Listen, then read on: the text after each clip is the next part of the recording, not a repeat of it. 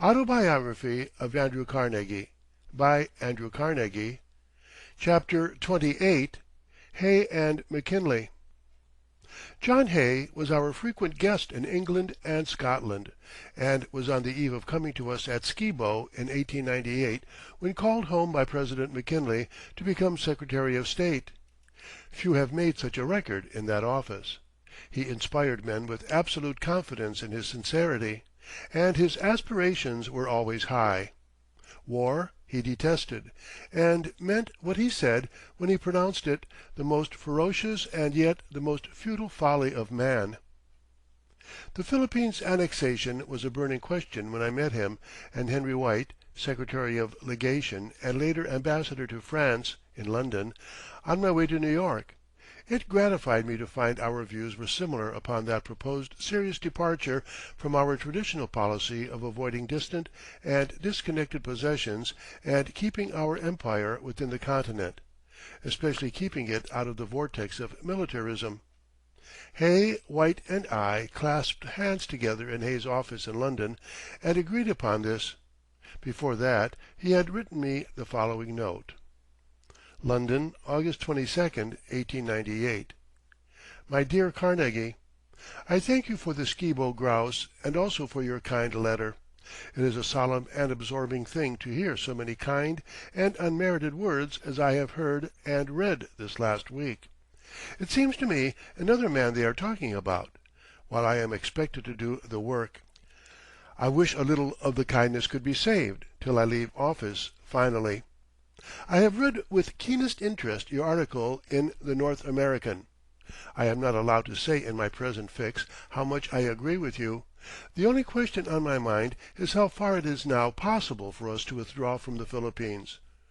I am rather thankful it is not given to me to solve that momentous question. It was a strange fate that placed upon him the very task he had congratulated himself was never to be his. He stood alone at first as friendly to China in the Boxer troubles, and succeeded in securing for her fair terms of peace. His regard for Britain, as part of our own race, was deep, and here the President was thoroughly with him, and grateful beyond measure to Britain for standing against other European powers disposed to favor Spain in the Cuban War. The Hay-Pauncefote Treaty concerning the Panama Canal seemed to many of us unsatisfactory. Senator Elkins told me my objections, given in the New York Tribune, reached him the day he was to speak upon it, and were useful. Visiting Washington soon after the article appeared, I went with Senator Hanna to the White House early in the morning and found the President much exercised over the Senate's amendment to the treaty. I had no doubt of Britain's prompt acquiescence in the Senate's requirements, and said so. Anything in reason she would give, since it was we who had to furnish the funds for the work from which she would be, next to ourselves, the greatest gainer. Senator Hanna asked if I had seen John, as he and President McKinley always called Mr. Hay. I said I had not. Then he asked me to go over and cheer him up, for he was disconsolate about the amendments. I did so. I pointed out to Mr. Hay that the Clayton-Bulwer Treaty had been amended by the Senate, and scarcely anyone knew this now, and no one cared.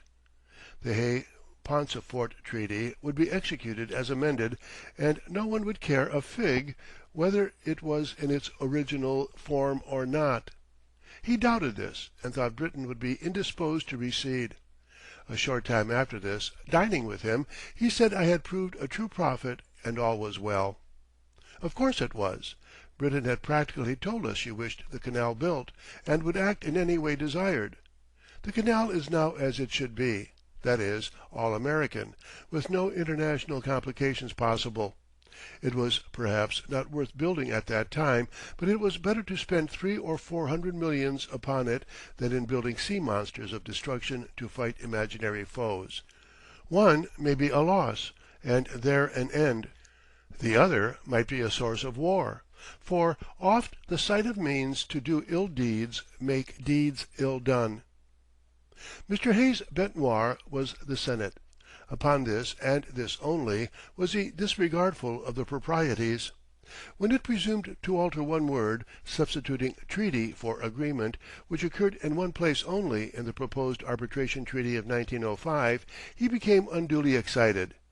I believe this was owing in great degree to poor health, for it was clear by that time to intimate friends that his health was seriously impaired. The last time I saw him was at lunch at his house, when the arbitration treaty, as amended by the Senate, was under the consideration of President Roosevelt. The arbitrationists, headed by the ex-Secretary of State Foster, urged the President's acceptance of the amended treaty. We thought he was favorable to this, but from my subsequent talk with Secretary Hay I saw that the President's agreeing would be keenly felt.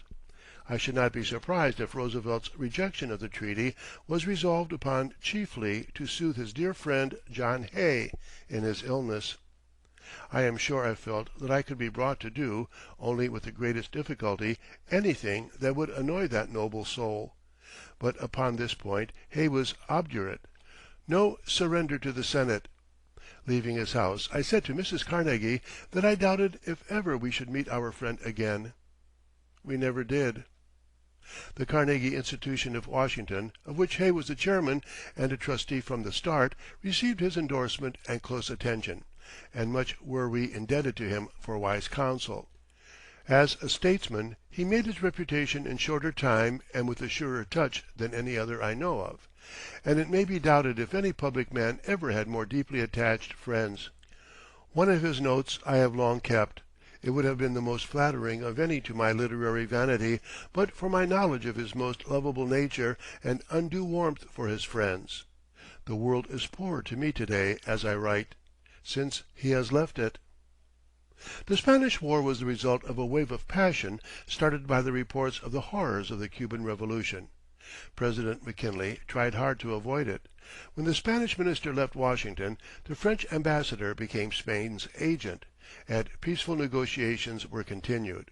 Spain offered autonomy for Cuba. The President replied that he did not know exactly what autonomy meant. What he wished for Cuba was the rights that Canada possessed. He understood these. A cable was shown to the President by the French minister, stating that Spain granted this, and he, dear man, supposed all was settled. So it was, apparently. Speaker Reed usually came to see me Sunday mornings when in New York, and it was immediately after my return from Europe that year that he called and said he had never lost control of the House before. For one moment he thought of leaving the chair and going on the floor to address the House and try to quiet it. In vain it was explained that the President had received from Spain the guarantee of self-government for Cuba. Alas, it was too late, too late. "What is Spain doing over here, anyhow?" was the imperious inquiry of Congress.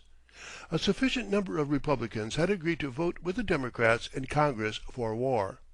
A whirlwind of passion swept over the House, intensified, no doubt, by the unfortunate explosion of the warship Maine in Havana Harbor, supposed by some to be Spanish work. The supposition gave Spain far too much credit for skill and activity. War was declared, the Senate being shocked by Senator Proctor's statement of the concentration camps he had seen in Cuba. The country responded to the cry. "What is Spain doing over here, anyhow?" President McKinley and his peace policy were left high and dry, and nothing remained for him but to go with the country. The government then announced that war was not undertaken for territorial aggrandizement, and Cuba was promised independence, a promise faithfully kept. We should not fail to remember this, for it is the one cheering feature of the war. The possession of the Philippines left a stain. They were not only territorial acquisition, they were dragged from reluctant Spain, and $20 million paid for them. The Filipinos had been our allies in fighting Spain. The Cabinet, under the lead of the President, had agreed that only a coaling station in the Philippines should be asked for, and it is said such were the instructions given by cable at first to the peace commissioners at Paris. President McKinley then made a tour through the West, and, of course, was cheered when he spoke of the flag and Dewey's victory. He returned impressed with the idea that withdrawal would be unpopular, and reversed his former policy.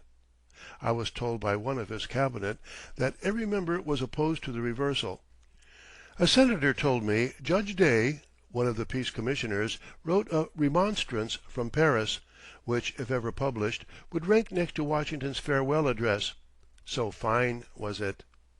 At this stage an important member of the Cabinet, my friend Cornelius N. Bliss, called and asked me to visit Washington and see the President on the subject. He said, "You have influence with him. None of us have been able to move him since he returned from the West." I went to Washington and had an interview with him, but he was obdurate. Withdrawal would create a revolution at home, he said. Finally, by persuading his secretaries that he had to bend to the blast, and always holding that it would be only a temporary occupation and that a way out would be found, the Cabinet yielded. He sent for President Sherman, of Cornell University, who had opposed annexation, and made him chairman of the committee, to visit the Filipinos; and later for Judge Taft, who had been prominent against such a violation of American policy, to go as governor. When the judge stated that it seemed strange to send for one who had publicly denounced annexation, the President said that was the very reason why he wished him for the place. This was all very well, but to refrain from annexing and to relinquish territory once purchased are different propositions. This was soon seen. Mr. Bryan had it in his power at one time to defeat in the Senate this feature of the treaty of peace with Spain.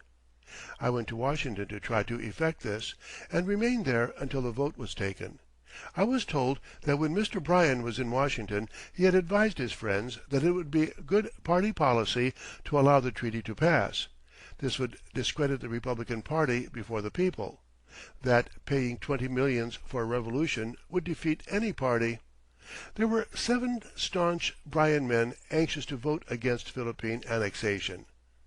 Mr. Bryan had called to see me in New York upon the subject, because my opposition to the purchase had been so pronounced, and I now wired him at Omaha explaining the situation and begging him to wire me that his friends would use their own judgment.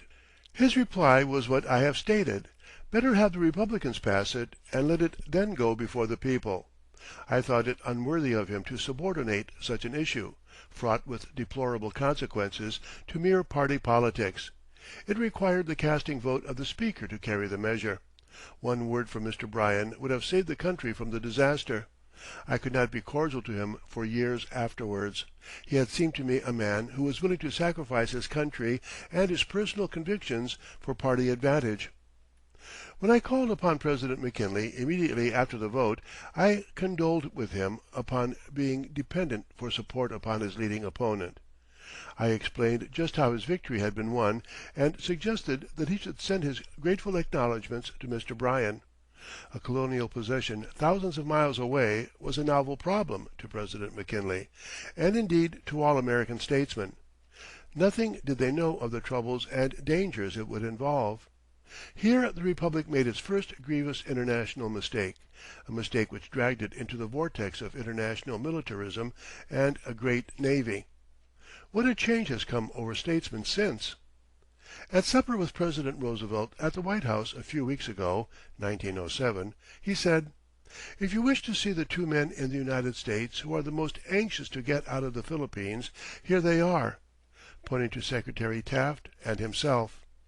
"Then why don't you?" I responded. "The American people would be glad indeed." But both the President and Judge Taft believed our duty required us to prepare the islands for self-government first. This is the policy of "don't go into the water until you learn to swim." But the plunge has to be and will be taken some day. It was urged that if we did not occupy the Philippines, Germany would. It never occurred to the urgers that this would mean Britain agreeing that Germany should establish a naval base at Macao. A short sail from Britain's naval base in the East Britain would as soon permit her to establish a base at Kingston, Ireland, 80 miles from Liverpool. I was surprised to hear men like Judge Taft, although he was opposed at first to the annexation, give this reason when we were discussing the question after the fatal step had been taken.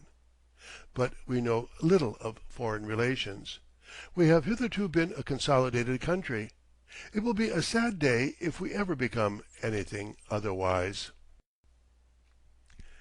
End of chapter 28.